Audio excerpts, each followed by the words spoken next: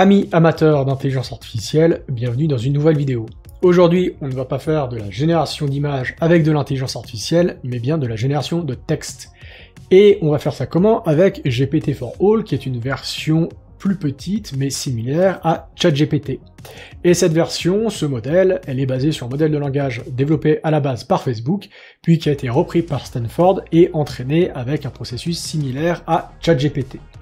Et on va voir comment le mettre sur notre poste, gratuitement, sans avoir à payer une inscription chez OpenAI. C'est parti! Alors, une fois n'est pas coutume, on commence notre tuto, notre découverte, avec une page GitHub, et cette page GitHub, c'est la page de GPT-4All.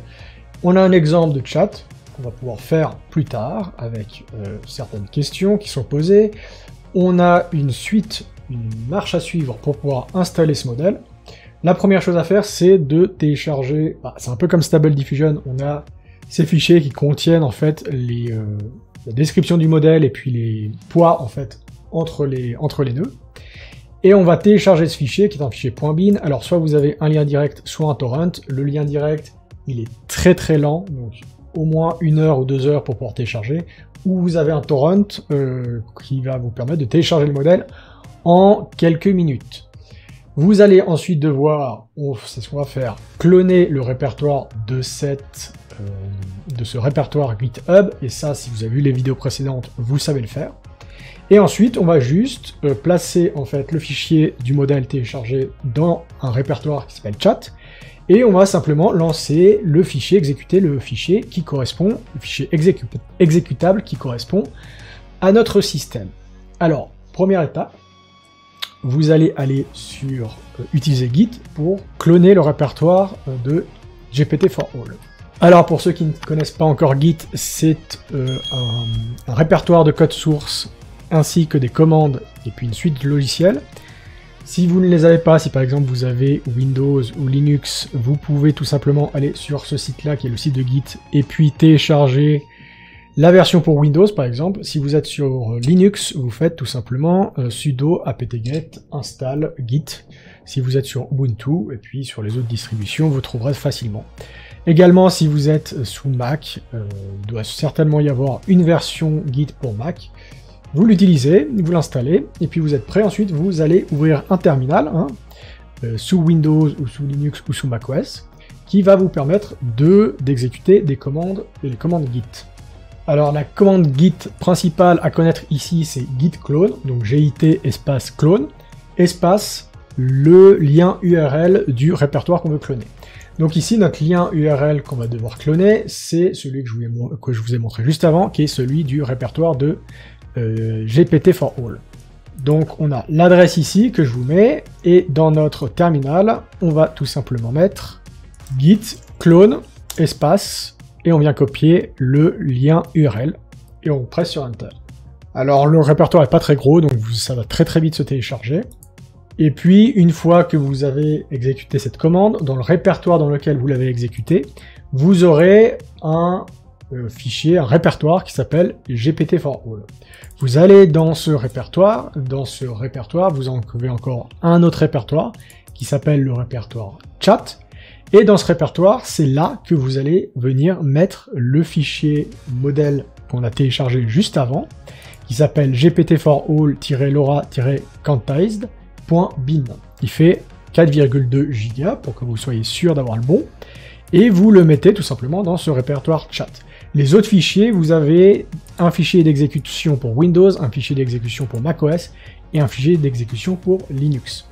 Ce que vous faites ensuite, c'est que vous allez tout simplement revenir dans votre terminal, vous allez, avec la commande par exemple cd, vous déplacer dans les répertoires, donc vous allez dans votre répertoire GPT-4All, et ensuite avec cd espace chat, vous allez dans le répertoire chat, vous allez ensuite tout simplement exécuter le fichier qui correspond, le fichier exécutable qui correspond à votre système. Donc moi par exemple je suis sous Linux, donc je fais gpt4all-lora-quantize-linux-x86. Je lance.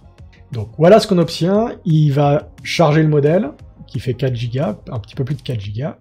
Il va vous montrer certaines choses, par exemple presse CTRL-C pour sortir du prompt, et la touche entrée pour envoyer en fait du texte à notre modèle Llama. Et donc on peut commencer à faire nos tests. Donc par exemple je dis salut.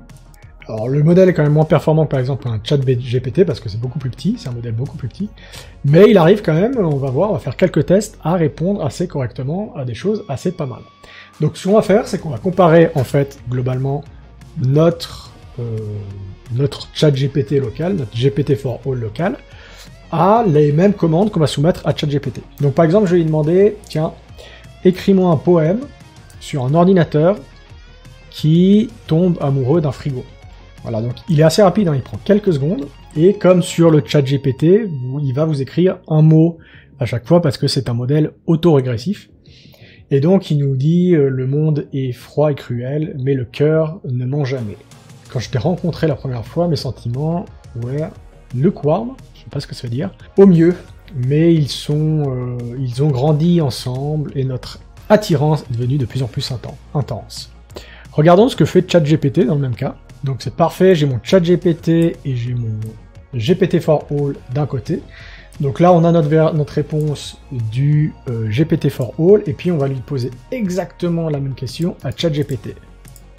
Il est un peu plus rapide quand même, bon, il n'y a pas grand monde je pense peut-être, enfin il n'est pas en surcharge. Alors généralement les réponses de ChatGPT sont beaucoup plus longues et quand même beaucoup plus fournies. Donc là il nous a écrit tout un poème beaucoup plus long sur donc cette histoire d'un ordinateur qui tombe amoureux d'un frigo. Donc vous pouvez voir les deux réponses ici avec GPT-4All et ici avec ChatGPT. Mais la réponse de GPT-4All n'est pas si mal. Alors une question qui est assez classique et qui est sur la page d'accueil de ChatGPT, c'est explique-moi la théorie quantique dans des termes simples. Donc on va poser ça à GPT-4All, voir ce qu'il nous dit. Et puis là, on a déjà notre réponse de ChatGPT.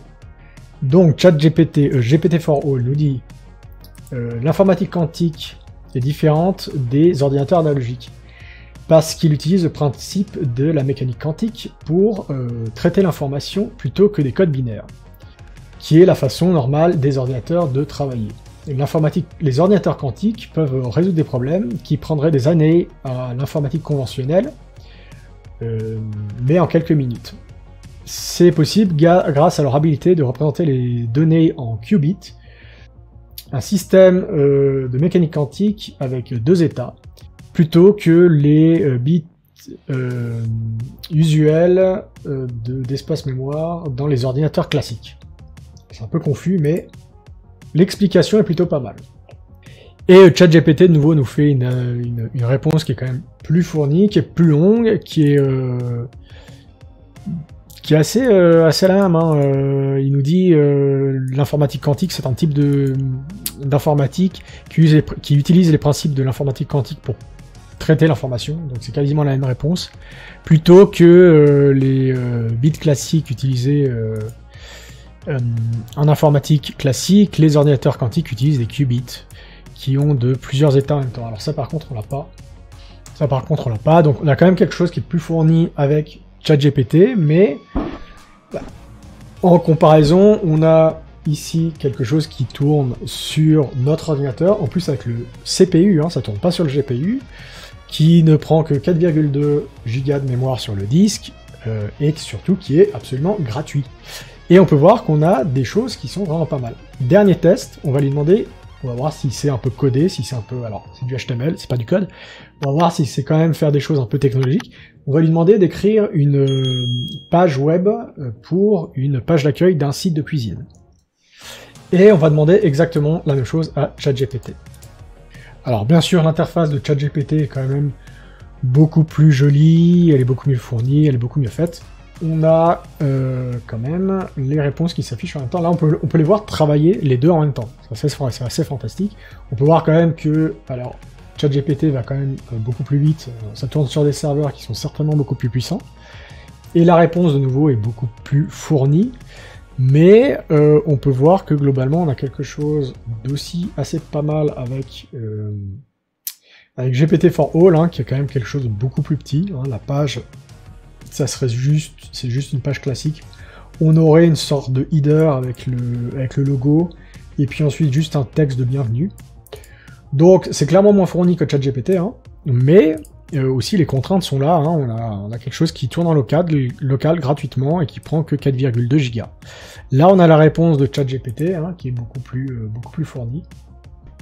Voilà, c'était pour GPT for All. On a un modèle de chatbot, un modèle de langage entraîné pour du dialogue et pour répondre à des questions, qui tourne sur notre ordinateur en local sans rien payer à OpenAI. C'est clairement moins efficace que du ChatGPT, mais clairement, eh ben, on a un modèle qui est disponible directement pour nous à faire tourner en local. C'est expérimental pour l'instant, hein. Ce modèle-là, il demande extrêmement, énormément de ressources en fait pour être entraîné, donc petit à petit il y a des modèles qui vont sortir.